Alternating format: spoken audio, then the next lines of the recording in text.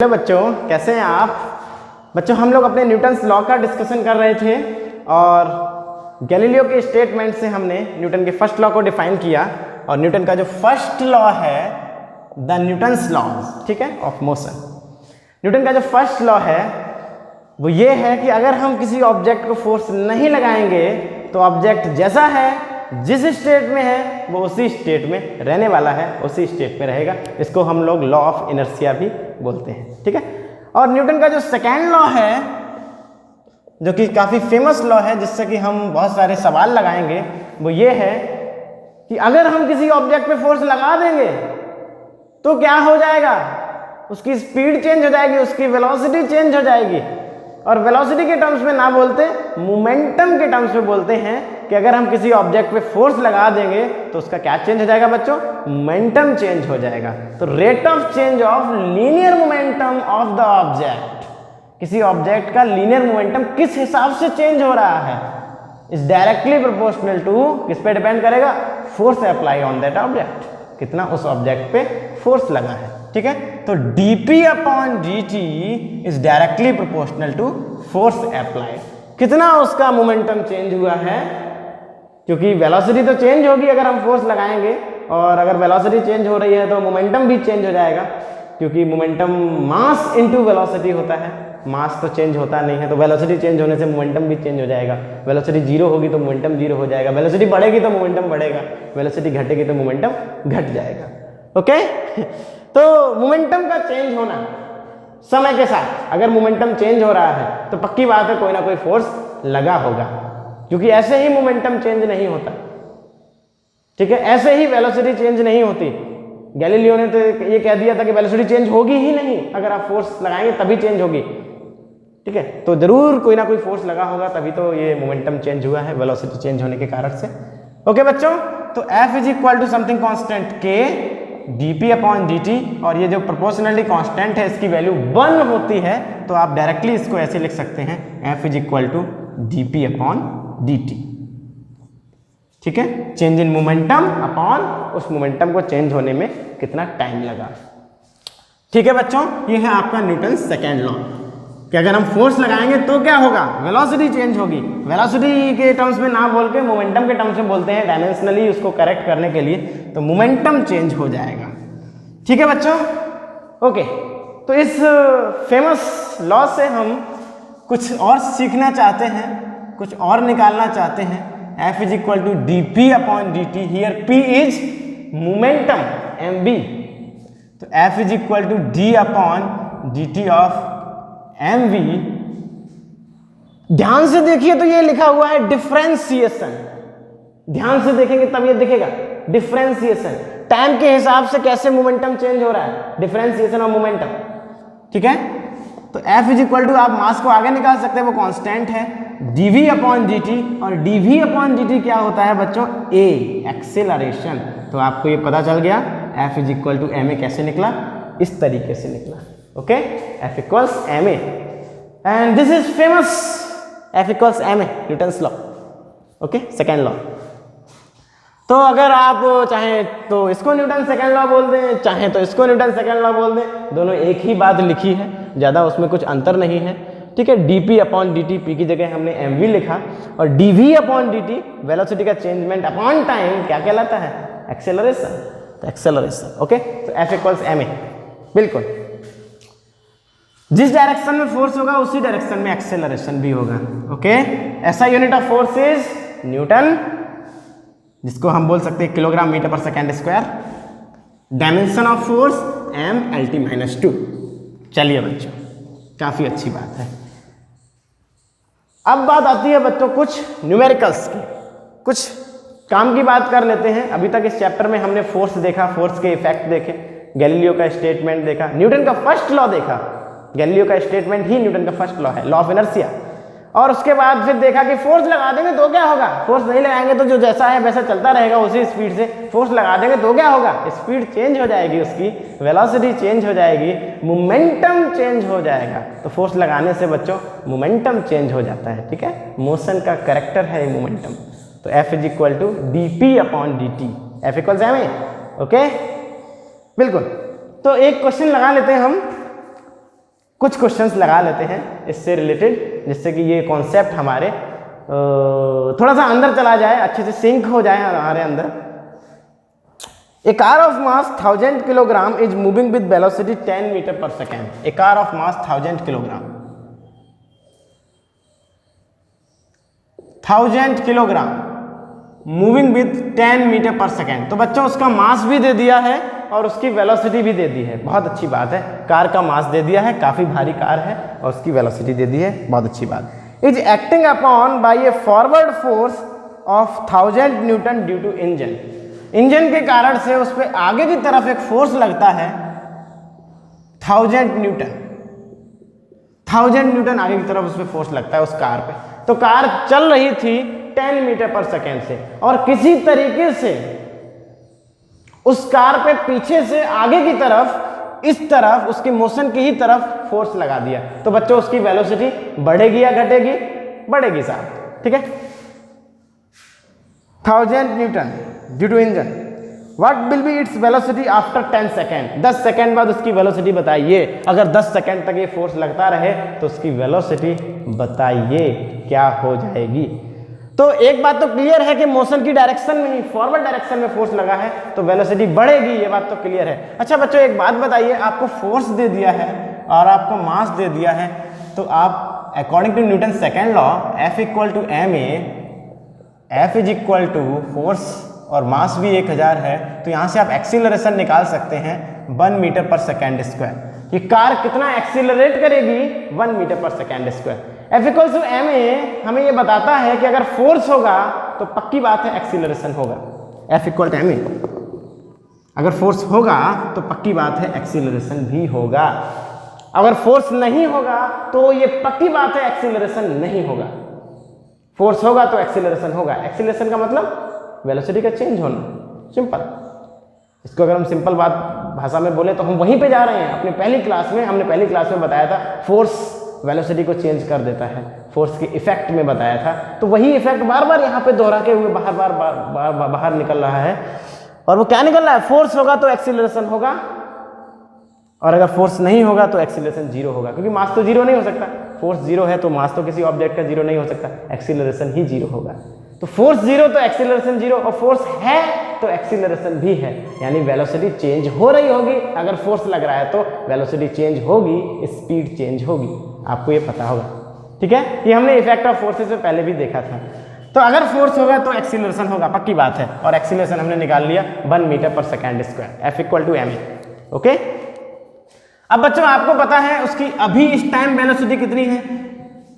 10 metre पर second. 10 second बाद velocity कितनी हो जाएगी ये निकालना है। तो फाइनल वेलोसिटी क्या होगी बच्चों? हम अगर अपना v बराबर u प्लस at को यूज करना चाहें तो वहां से भी निकाल सकते हैं। u प्लस at इनिशियल इस समय जो वेलोसिटी है वो 10 मीटर पर सेकेंड है, एक्सीलरेशन 1 का हो रहा है, और 10 सेकेंड बाद उसकी वेलोसिटी बतानी है। तो 10 प्लस 10 बराबर 20 मीटर पर सेकेंड। जो उसकी वेलोसिटी हो जाएगी वो 20 मीटर पर सेकेंड हो जाएगी, ठीक है बच्चों। ये हमने अपने चैप्टर 3 मोशन की इक्वेशन को यूज करते हुए आपका आंसर बता दिया कि उसकी वेलोसिटी 10 मीटर पर सेकेंड हो जाएगी, ठीक है बच्चों। हम चाहें तो न्यूटन के लॉ को भी इससे चेक कर सकते हैं। F is equal to dp upon dt, change in momentum upon time, ठीक है। Change in momentum upon time, change in momentum मतलब final momentum mass into final velocity, इससे आ जाएगा final momentum. Initial momentum mass into initial velocity, तो ये final momentum हो जाएगा। उस समय जो मास होगा और उस समय जो वेलोसिटी होगी 10 सेकेंड के बाद की वेलोसिटी, अभी मास और अभी की जो वेलोसिटी है डिवाइडेड बाई टाइम। तो हम जानना चाहते हैं क्या फोर्स 10,000 लगा होगा। मास बता दीजिए 1000, फाइनल वेलोसिटी बता दीजिए 20, मास बता दीजिए 1000, इनिशियल वेलोसिटी बता दीजिए 10, टाइम बता दीजिए 10। आप इसको सॉल्व करके देखिएगा तो आपको आंसर क्या मिलेगा? 1000 न्यूटन। तो फोर्स की वैल्यू क्या होगी? 1000 न्यूटन लगी होगी, तब जाके कुछ इतना उसका फाइनल मोमेंटम और इनिशियल मोमेंटम का चेंजमेंट होगा। तो आप ऐसे क्रॉस चेक भी कर सकते हैं क्या फोर्स 1000 न्यूटन है, ठीक है। Final momentum minus initial momentum upon time, पक्के तौर पे आप कंफर्म कर लीजिए क्या ये सही है, तभी हम इसको आगे लेके चलेंगे। ठीक है, इस सवाल में थोड़ा सा चेंज भी कर सकते हैं, और इस सवाल में हम थोड़ा सा जो चेंज कर रहे हैं वो ये कर रहे हैं कि एक कार है साहब 1000 किलोग्राम की, और उसकी जो अभी इस समय वेलोसिटी है वो 10 मीटर पर सेकेंड है। इंजन ने फोर्स लगाया आगे की तरफ 1000 न्यूटन, और फ्रिक्शन फोर्स लग रहा है पीछे की तरफ 500 न्यूटन। फ्रिक्शन फोर्स लग रहा है, टायर और जमीन में जो रगड़ होती है और रगड़ने के कारण फ्रिक्शन फोर्स पीछे की तरफ लगेगा 500 Newton. Now find the velocity after t बराबर 10 सेकेंड। अब 10 सेकेंड के बाद उसकी वेलोसिटी बताइए। ठीक है, तो बच्चों अब भी हम वही करेंगे, बस इतना ध्यान रखेंगे इस कार पे टोटल फोर्स कितना लग रहा है। पहले तो केवल एक ही फोर्स लग रहा था इस कार पे 1000 न्यूटन, तो हमने टोटल की बात ही नहीं की। लेकिन अब इस कार पे दो फोर्स लग रहे हैं, एक आगे की तरफ 1000 न्यूटन और एक पीछे की तरफ 500 न्यूटन। तो इस कार पे टोटल फोर्स कितना लग रहा है बच्चों? इस कार पे टोटल फोर्स लग रहा है 1000 माइनस 500। अपोजिट वेक्टर है तो डायरेक्ट हम घटा सकते हैं, वेक्टर एडिशन के लॉ को लगाने की जरूरत नहीं है। Under root a square b square 2ab cos 180 degree, दोनों के बीच में 180 डिग्री का एंगल है, तो उसको लगाने की जरूरत नहीं है, आप डायरेक्टली उसको माइनस कर सकते हैं। तो एक फोर्स आगे की तरफ लग रहा है, एक फोर्स पीछे की तरफ लग रहा है, तो डायरेक्टली उसको माइनस कर सकते हैं। तो टोटल फोर्स जो नेट फोर्स इस कार पे है वो 500 न्यूटन का ही है केवल। तो जो एक्सीलरेशन होगा वो होगा F is equal to ma, 500 is equal to mass is 1000। तो ये 500 न्यूटन फोर्स उस मास को कितना एक्सीलरेट कराएगा? तो एक्सीलरेशन हो जाएगा बच्चों 500 अपॉन 1000, 0.5 मीटर पर सेकेंड स्क्वायर।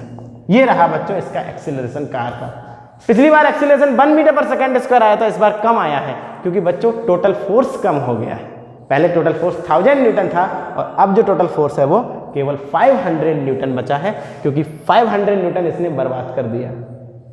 ठीक है, बिल्कुल।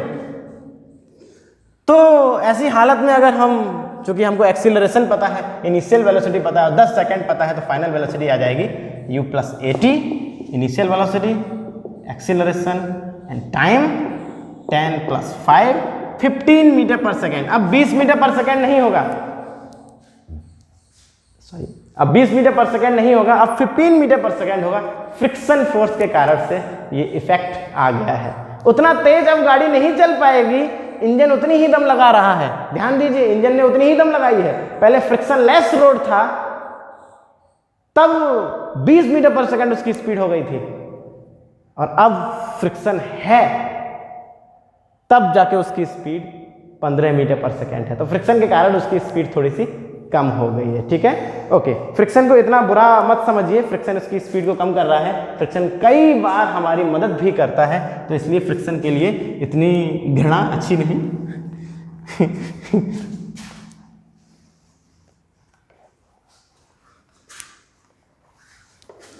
तो ये छोटे से सवाल से हमने अपने F इक्वल टू ma को थोड़ा सा एक्सप्लेन करने की कोशिश की। अगला सवाल बच्चों हम लेके चलते हैं। ए बुलेट ऑफ मास 0.04 किलोग्राम। एक बुलेट है, गोली ऑफ मास 0.04 किलोग्राम, बहुत हल्की है लेकिन बहुत तेज चलती है, इसलिए उसमें मोमेंटम काफी होगा। इज मूविंग विद 90 मीटर पर second, is moving with 90 metre पर सेकेंड, एक सेकेंड में 90 मीटर, काफी तेज हो गया। Enters a heavy wooden block, एक बहुत ही बड़ा वुडन ब्लॉक है। मान लीजिए मैं इस पूरे बोर्ड को वुडन ब्लॉक मान लूँ इतने, तो हैवी वुडन ब्लॉक पे ये एंटर करती है, एंट्री लेती है, तेजी से इसके अंदर घुसती है। तो ये कुछ ना कुछ हद तक उसके अंदर घुसेगी, उसको पेनिट्रेट करेगी, उसके अंदर घुस जाएगी और फिर जाके अंदर हो सकता है रेस्ट पे भी हो जाए, अंदर रुक भी जाए। ठीक है, हो सकता है अंदर रुक जाए। Is enter and stop after a distance of 60 centimetre. ऐसे यहाँ पे उसने एंट्री ली होगी, एंट्री लेते समय उसकी स्पीड 90 मीटर पर सेकेंड होगी और 60 सेंटीमीटर चलने पर, 60 सेंटीमीटर चलने के बाद उसकी स्पीड 0 हो गई, वेलोसिटी बराबर 0, वो रुक गई। रुक जाती है चीजें जब अंदर घुसती हैं, तब रिटार्डेशन होता है उनका। और वो रिटार्डेशन क्यों होता है? क्योंकि ये लकड़ी को जब वो पेनिट्रेट कर रही होगी तब वो लकड़ी से घिस रही होंगी। जब वो लकड़ी को ऐसे पेनिट्रेट कर रही होगी, इस तरीके से वो लकड़ी को ऐसे घिस रही होगी किनारे किनारे, इस तरीके से, और घिसने के कारण फ्रिक्शन फोर्स ने उसको रोकने की पूरी कोशिश की और रोक भी दिया लास्ट में। ठीक है बच्चों, और फिर अल्टीमेटली सामने आगे जो लकड़ी, बुलेट के सामने जो लकड़ी आ रही होगी, उस लकड़ी ने भी फोर्स लगाया होगा पीछे की तरफ, उसको रोकने की कोशिश की होगी। तो कुल मिला के जो फोर्सेस लग रहे हैं, फ्रिक्शन फोर्स और ये जो लकड़ी ऑफर कर रही है फोर्स, उस फोर्स के कारण से रेजिस्टेंस जो हुआ है मोशन में, ठीक है, जो रिटार्डेशन आया है, उसके कारण से वो गोली रुक जाती है। ठीक है, बिल्कुल। What is the resistive force, कितना फोर्स लगाया by the block on the bullet, block ने बुलेट पे कितना फोर्स लगाया। बहुत सारे लोग कहेंगे ब्लॉक ने बुलेट पे फोर्स ही नहीं लगाया। तो अच्छा ये बताइए, अगर ब्लॉक ने बुलेट पे फोर्स नहीं लगाया तो बुलेट की वेलोसिटी कम क्यों हो रही? बुलेट की वेलोसिटी कम हो रही है। अगर वेलोसिटी कम हो रही है तो आपको ये पता होगा, ये फोर्स का एक इफेक्ट होता है, स्पीड का कम होना। अगर स्पीड कम हो रही है तो जरूर किसी ना किसी ने फोर्स लगाया होगा, मोशन की अपोजिट डायरेक्शन में फोर्स लगा होगा। मोशन इस डायरेक्शन में हो रहा है तो इस डायरेक्शन में किसी ना किसी ने फोर्स लगाया होगा। अपोजिट डायरेक्शन में फोर्स लगा रहे हैं, इसलिए रेजिस्टिव फोर्स बोल रहे हैं उसको। ठीक है, क्योंकि रेजिस्टेंस शब्द यूज किया जाता है अपोज करने को। ठीक है, ओके। तो क्लियरली आप देखिए जरा, हमको इनिशियल वेलोसिटी पता है, फाइनल वेलोसिटी पता है और डिस्प्लेसमेंट पता है कितना हो गया। अगर मैं ए से बी तक का मोशन पढ़ता हूं तो इनिशियल वेलोसिटी पता है, फाइनल वेलोसिटी पता है और डिस्प्लेसमेंट पता है। ए पर क्या वेलोसिटी है वो पता है, बी पर क्या वेलोसिटी है वो पता है और डिस्प्लेसमेंट पता है। तो एक्सीलरेशन कहीं ना कहीं हम निकाल लेंगे, और एक बार अगर एक्सीलरेशन आ गया बच्चों तो फोर्स निकालने में हमें कोई तकलीफ नहीं होगी। चैप्टर नंबर 3 v बराबर u प्लस टी, एस बराबर ut plus half T square का यूज करते हुए हम किसी ना किसी इक्वेशन का यूज करते हुए हम, चूंकि डिस्प्लेसमेंट दिया है तो हम थर्ड इक्वेशन और सेकंड इक्वेशन में से किसी एक को यूज करेंगे और वहां से एक्सीलरेशन निकालेंगे। ठीक है, और एक्सीलरेशन आते ही मास का मल्टीप्लाई कर देंगे, क्योंकि फोर्स इज इक्वल टू होता है ma। बिल्कुल। तो एक तरीका है ये भी सॉल्व करने का। इनिशियल वेलोसिटी 90 मीटर पर सेकेंड, फाइनल वेलोसिटी 0 मीटर पर सेकेंड और डिस्प्लेसमेंट 0.6 मीटर, 60 सेंटीमीटर यानी 0.6 मीटर। तो v स्क्वायर बराबर होता है बच्चों u square plus 2as, 0 is equal to u square 90 का स्क्वायर, मैं इसको मिटा दूँ थोड़ा, ठीक है, जगह बन जाए, plus 2 into a into s, displacement 0.6, 90 का स्क्वायर इधर आएगा minus 8100 is equal to 2a into 0.6 यानी 1.2a। तो a इज इक्वल टू आ जाएगा माइनस का 8100 upon 1.2। Okay, let me cheat, 6750 अगर कैलकुलेशन ठीक की गई है, माइनस का 6750 मीटर पर सेकेंड स्क्वायर एक्सेलरेशन, माइनस का 6750 मीटर पर सेकेंड स्क्वायर एक्सेलरेशन। आप देखिए ये एक्सेलरेशन कितना भयानक है। ये रिटार्डेशन है, माइनस लगा हुआ है, रिटार्डेशन है, इसकी स्पीड कम हो रही है, अपने आप माइनस आया है।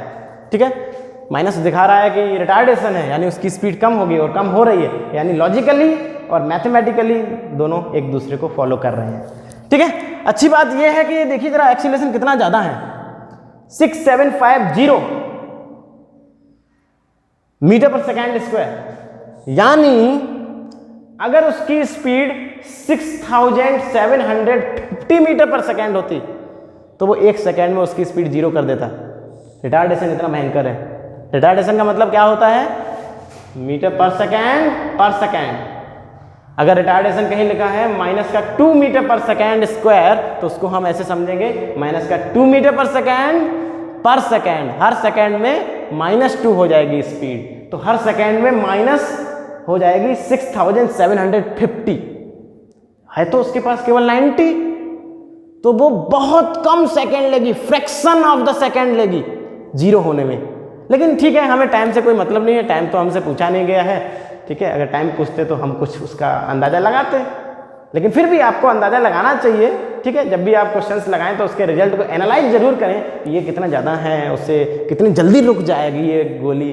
ठीक है, ये थोड़ा आपके दिमाग को, आपके ब्रेन को डेवलप करने के लिए ये करना बहुत ज़रूरी होता है। ठीक है, अच्छी बात है। और चूंकि एक्सीलरेशन आ गया बच्चों तो हम फोर्स निकाल सकते हैं। Force is equal to ma, resistive force है इसलिए वो माइनस आएगा। तो मास कितना था, let me check, 0.04 into acceleration 6750 minus में, तो माइनस में let me cheat 270 Newton.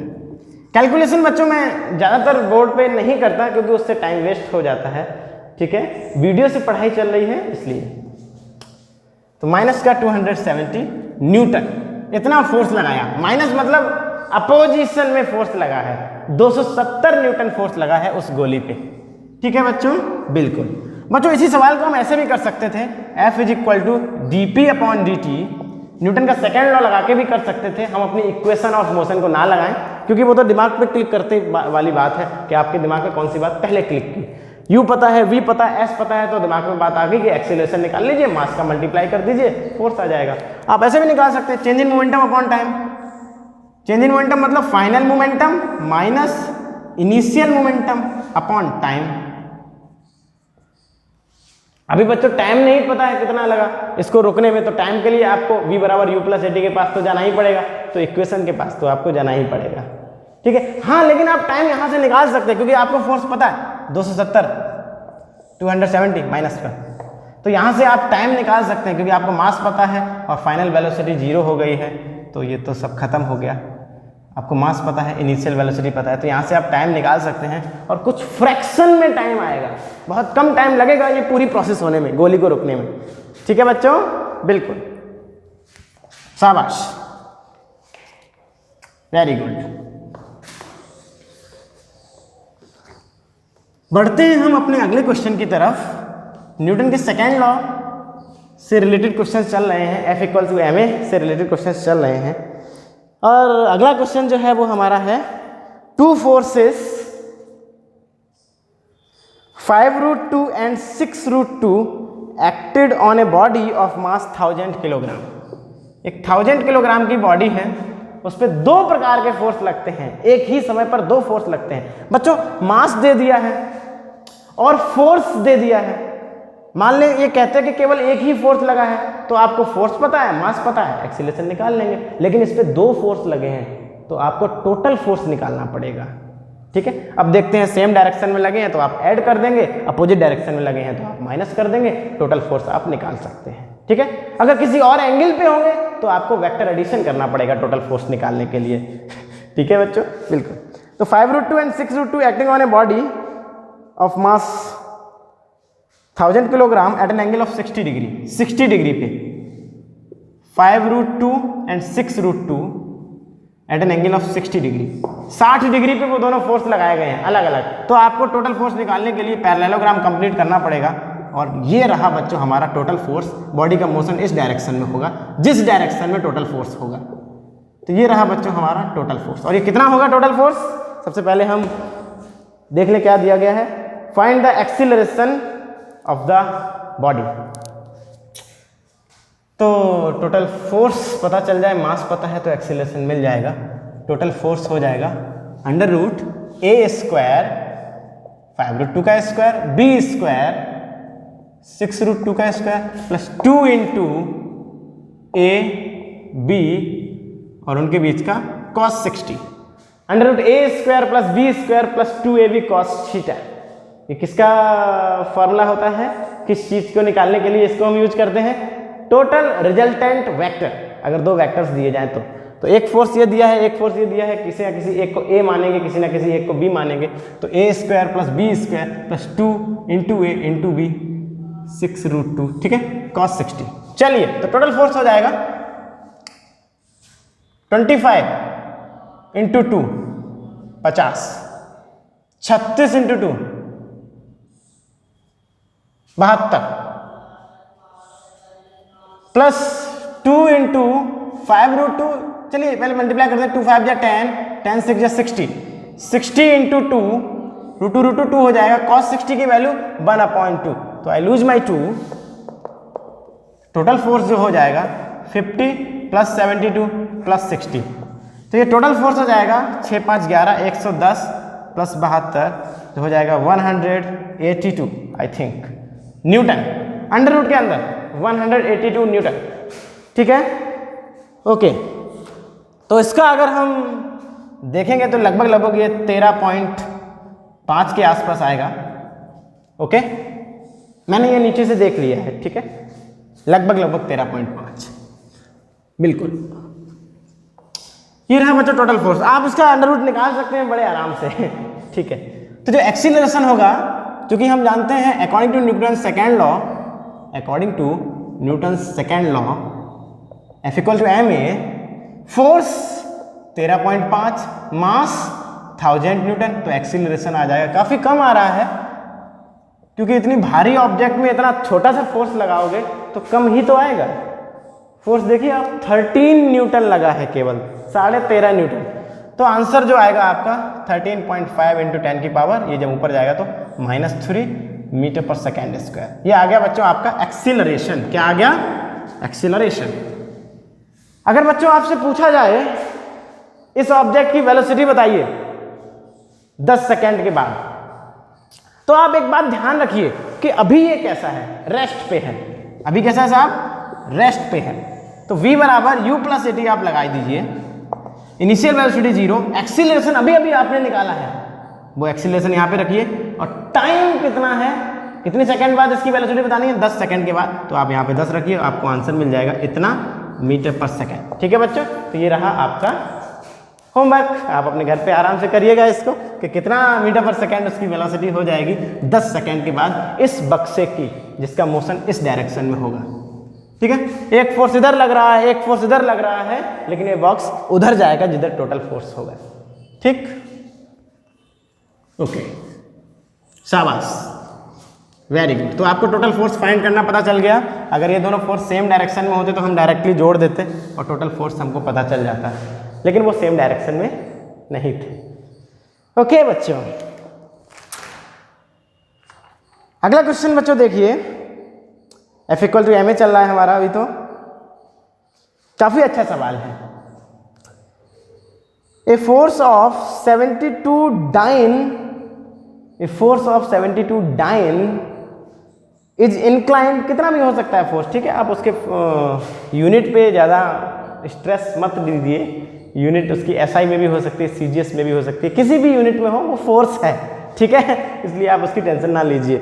A force of 72 dyne is inclined to the horizontal at an angle of 60 degree।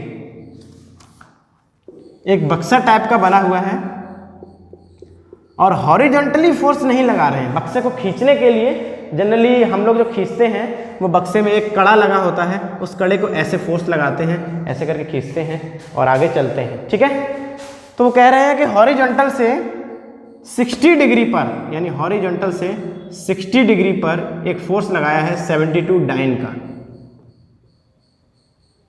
72 dine का, 72 डाइन का। अब 72 न्यूटन समझ लीजिए, बात खत्म, अगर आपको डाइन से कुछ दिक्कत आ रही है तो, है ना।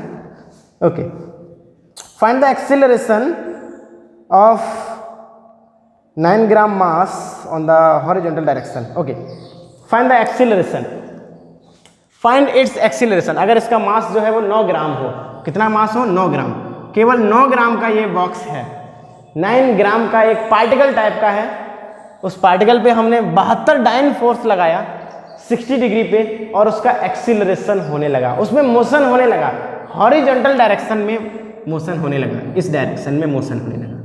अभी आप ये कहेंगे कि भैया फोर्स किधर लगा रहे हैं, मोशन किधर हो रहा है, ये कैसे हो गया? तो बच्चों यहाँ पे देखिए जरा, ये जो फोर्स होगा हमारा, इसके 2 कंपोनेंट होंगे, एक कंपोनेंट वर्टिकल कंपोनेंट होगा और एक कंपोनेंट इसका हॉरिजॉन्टल कंपोनेंट होगा। तो हॉरिजॉन्टल कंपोनेंट जो है वो मोशन करवा रहा है हॉरिजॉन्टल डायरेक्शन में, और वर्टिकल कंपोनेंट क्या कर रहा है? वर्टिकल कंपोनेंट इसके वेट को बैलेंस करने की कोशिश कर रहा है, इसके वेट को बैलेंस करने की कोशिश कर रहा है। ठीक है, इसका वेट नीचे की तरफ होगा, उसको बैलेंस करने की कोशिश कर रहा है। तो आपको अभी उसकी ज़्यादा इस पर बैलेंस वाली बात पे ध्यान नहीं देना है, इसके कंपोनेंट्स वाली बात पे ध्यान नहीं देना है। अभी इस चैप्टर में ही आगे जैसे जैसे हम पढ़ते जाएंगे आपको बताते जाएंगे कि किस प्रकार से इसके न्यूटन के लॉ को हम अप्लाई करते हैं। ब्लॉक, पुली और वेज टाइप के सवाल आपके सिलेबस में आने वाले हैं, उनके सवालों को हम सॉल्व करेंगे धीरे धीरे करके। ठीक है, अभी नहीं, अभी तो हम बेसिक न्यूटन सेकेंड लॉ लगा रहे हैं।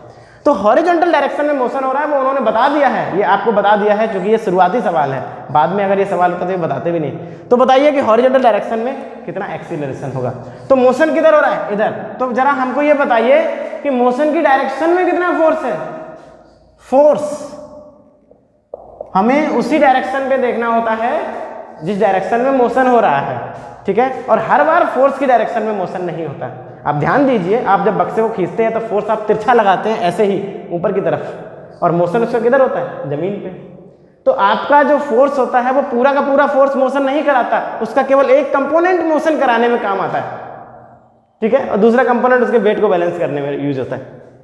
तो इसका एक कंपोनेंट आप देख लीजिए जो मोशन की डायरेक्शन में है, एफ का थीटा के पास वाला कंपोनेंट है तो cos 60 होगा, एफ cos 60, तो 72 cos 60 यानी 36 डाइन। इतना फोर्स लग रहा है हॉरिजॉन्टल डायरेक्शन में, 36 डाइन। तो जो एक्सीलरेशन होगा, एक्सेलरेशन वो हो जाएगा A is equal to F upon M, क्योंकि F is equal to M A. तो फोर्स लग रहा है 36 डाइन और मास है इसका 9 ग्राम। तो ऊपर भी CGS डाइन और नीचे मास भी ग्राम में दिया गया है, तो हम डायरेक्टली लिख सकते हैं 4 सेंटीमीटर पर सेकेंड स्क्वायर। CGS यूनिट में आंसर आएगा, ठीक है, 4 सेंटीमीटर पर सेकेंड स्क्वायर। तो इस क्वेश्चन में सीखने वाली बात क्या थी? इस क्वेश्चन में सीखने वाली बात यह थी कि हमेशा ऐसा नहीं होता कि जिधर फोर्स हो उधर ही मोशन हो, हमेशा ऐसा नहीं होता। दूसरी बात कि अगर मोशन की डायरेक्शन में आपको एक्सीलरेशन देखना है तो आप मोशन की डायरेक्शन वाला फोर्स देखिए कि मोशन की तरफ कितना फोर्स है, हमें उससे मतलब है। बाकी हो सकता है फोर्स का कोई दूसरा कंपोनेंट कोई दूसरा काम कर रहा हो, जो कि यहाँ पे वेट को बैलेंस करने का काम कर रहा है, ठीक है। तो आपको देखना है कि मोशन की डायरेक्शन में कितना कंपोनेंट है फोर्स का, ठीक है बच्चों, ओके, शाबाश। अच्छे से सीखते जाइए, अच्छे से समझते जाइए, सुनते जाइए, बहुत आसान है ये हमारा। F equal to M A लग रहा है हर क्वेश्चन में, F equal to M A. हम लोग कुछ क्वेश्चंस को तो V बराबर U प्लस AT यानी अपनी मोशन की इक्वेशंस जो होती हैं उनके जरिए सॉल्व कर ले रहे हैं, ठीक है। चाहे तो उनके जरिए सॉल्व करिए, चाहे तो आप dP अपॉन dt से भी सॉल्व कर सकते हैं। ओके बच्चों, अगला क्वेश्चन बच्चों देखिए जरा। ए force of 5 Newton applied on the mass of 1 kilogram. 1 kilogram object पे, अभी देखो बच्चों, ये चैप्टर बिल्कुल शुरुआती दौर पे चल रहा है। आज आई थिंक ये हमारा चैप्टर का तीसरा लेक्चर है, इसलिए बच्चों अभी तक हमने कोई ऐसा सवाल नहीं लगाया जिसमें बहुत दिमाग लगाना पड़े, ठीक है। धीरे धीरे करके हम लोग काफ़ी अच्छे अच्छे सवाल भी लगाएंगे जिनमें काफ़ी दिमाग लगाना पड़ेगा। हमको भी ऐसे सोचना पड़ेगा कि हाँ भाई देखते हैं क्या चल रहा है, कितना फोर्स है, किस डायरेक्शन में है, कितना कंपोनेंट है, सारा दिमाग लगाना पड़ेगा, है ना। हर सवाल आसान नहीं होता, ठीक है, लेकिन शुरुआत में ही हम कठिन सवालों को ऐसे जिक्र नहीं करेंगे, ठीक है बच्चों।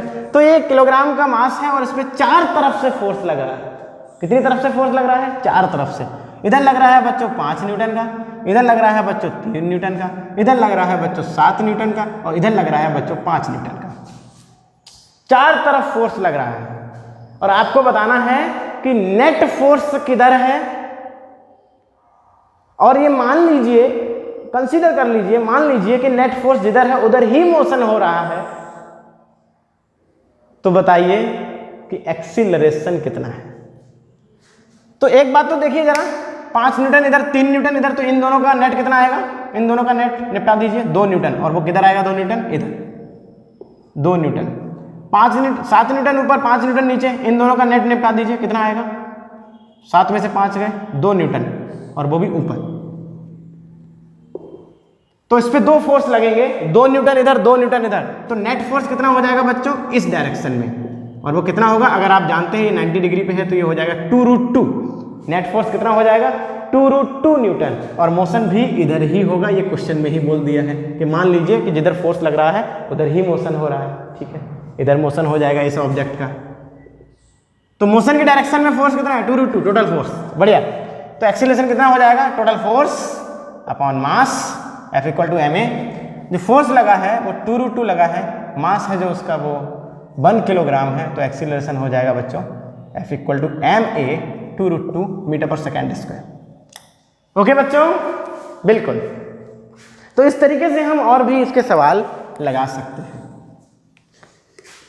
तो ये रहा बच्चों हमारा simple F equals M A. अगर हम फोर्स लगाएंगे तो एक्सीलरेशन होगा, और फोर्स नहीं लगाएंगे तो एक्सीलरेशन नहीं होगा। और अगर एक ऑब्जेक्ट पे बहुत सारे फोर्स लग रहे हों तो हमें उन सभी फोर्सेस का क्या करना पड़ेगा? वेक्टर एडिशन करना पड़ेगा। क्या करना पड़ेगा बच्चों? वेक्टर एडिशन करना पड़ेगा। ठीक है बच्चों, ओके। अभी आज की क्लास में जाते जाते हम एक कॉन्सेप्ट को और बताना चाहेंगे and our final concept is of impulse. What is impulse? ध्यान से देखिए बच्चों, जो फोर्स लगाने की प्रक्रिया होती है, अभी तक हमने कितना पढ़ा है? F = ma। अगर हम एक ऑब्जेक्ट पे फोर्स लगाएंगे तो उसका एक्सीलरेशन होगा, और फोर्स ज्यादा लगाएंगे तो एक्सीलरेशन ज्यादा होगा, फोर्स कम लगाएंगे तो एक्सीलरेशन कम होगा, फोर्स नहीं लगाएंगे तो एक्सीलरेशन नहीं होगा, उसकी स्पीड कांस्टेंट रहेगी। ठीक है, इंपॉर्टेंट चीज बच्चों ध्यान से सुनिए। जो फोर्स लगाते हैं बच्चों हम वो दो तरीके से लगा सकते हैं। एक तो तरीका ये है कि ऑब्जेक्ट एक रखा हुआ है, जैसे ये दीवार है, ये बोर्ड है, और मैं बोर्ड को ऐसे फोर्स लगा रहा हूँ continue, 1 second, 2 second, 3 second, 4 second, 5 second, 6 second, 7 second, मैं कांस्टेंट फोर्स लगा रहा हूँ, दबा रहा हूँ इसको इस प्रकार से। ऐसे आप किसी पे फोर्स लगा सकते हैं कंटिन्यू ऐसे करके। ज्यादा समय के लिए जो फोर्स लगाए जाते हैं ऐसे लगाते जा रहे हैं, लगाते जा रहे हैं, लगाते जा रहे हैं, पुशिंग कर रहे हैं, आप ऐसे करके पुशिंग कर रहे हैं। और एक तरीके का फोर्स होता है वो जो झटके से लगाया जाता है। तो दो प्रकार से हम फोर्सेस को अप्लाई कर सकते हैं। एक तो इस प्रकार से जिसको हम बोलते हैं फोर्स, और जो बच्चों झटके के साथ फोर्स लगाया जाता है उसको बोलते हैं इम्पल्स, इम्पल्सिव फोर्स। क्या बोलते हैं उसको? Impulsive force. ऐसे फोर्स जो झटके के साथ लगाए जाते हैं उनको हम इम्पल्सिव फोर्स बोलते हैं। बच्चों उसको नया नाम देने की क्यों जरूरत पड़ी?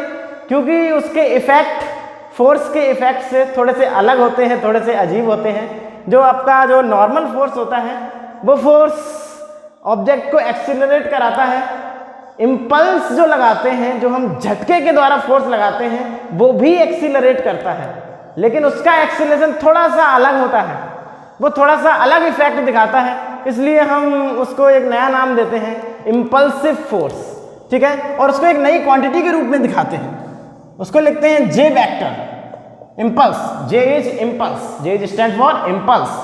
जे क्या है? इम्पल्स। जब बहुत बड़ा फोर्स बहुत कम टाइम के लिए अप्लाई किया जाता है तो हम उसको बोलते हैं कि वो फोर्स इम्पल्सिव फोर्स है। कैसा फोर्स है बच्चों? वो इम्पल्सिव फोर्स है। ऐसे फोर्स को हम क्या बोलते हैं?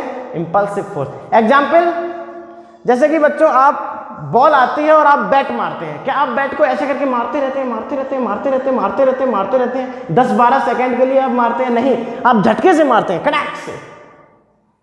एक नेल रखते हैं, नेल के ऊपर हथौड़ा जो मारते हैं, क्या आप हथौड़े को रख के ऐसे दबाते हैं, ऐसे दबाते हैं, ऐसे दबाते हैं? नहीं, हम झटके के साथ मारते हैं। इम्पल्स। तो बहुत जगह पर हमें इम्पल्सिव फोर्स लगाने की आवश्यकता पड़ती है, बहुत जगह पर। ऐसे फोर्सेस को हम इम्पल्सिव फोर्स बोलते हैं जो झटके के द्वारा लगाए जाते हैं, थोड़े झटके में लगाए जाते हैं, कम टाइम के लिए लगाए जाते हैं, टन, केवल थोड़े से टाइम के लिए हमने उस फोर्स को लगाया, इसलिए हम उसको क्या बोलते हैं? Impulsive force. उसके इफेक्ट थोड़े से अलग होते हैं। ध्यान से देखिए जरा, ये कील रख दी है हमने इस लकड़ी के ऊपर, और इसके ऊपर हम ऐसे हथौड़ा रख के इसको ऐसे प्रेस करें तो शायद ये कील नहीं घुस पाएगी, और घुसेगी भी तो बहुत ज़्यादा टाइम लग जाएगा, हमको बहुत ज़्यादा मेहनत करनी पड़ जाएगी। लेकिन अगर हम हथौड़े को ऐसे करके उसको बीट करें, थोड़े कम टाइम के लिए उतना ही फोर्स लगाएं, टन, तो ये कील अपने आप अंदर चली जाएगी। अलग इफेक्ट हुआ। दोनों सेम फोर्स लगाए हमने, रख के ऐसे करके दबाया उतनी ही दम से, और फिर उतनी ही दम से ऐसे करके मारा, दोनों का इफेक्ट अलग अलग हुआ। जब रख के उसको दबा रहे थे तब वो कील जा ही नहीं रही थी अंदर, लेकिन जब हमने उसको इम्पल्सिव फोर्स लगाया, झटके में फोर्स लगाया, कम टाइम के लिए फोर्स लगाया, तो वो कील चली गई। तो बच्चों ये एक नई क्वांटिटी है, नई फिजिकल क्वांटिटी।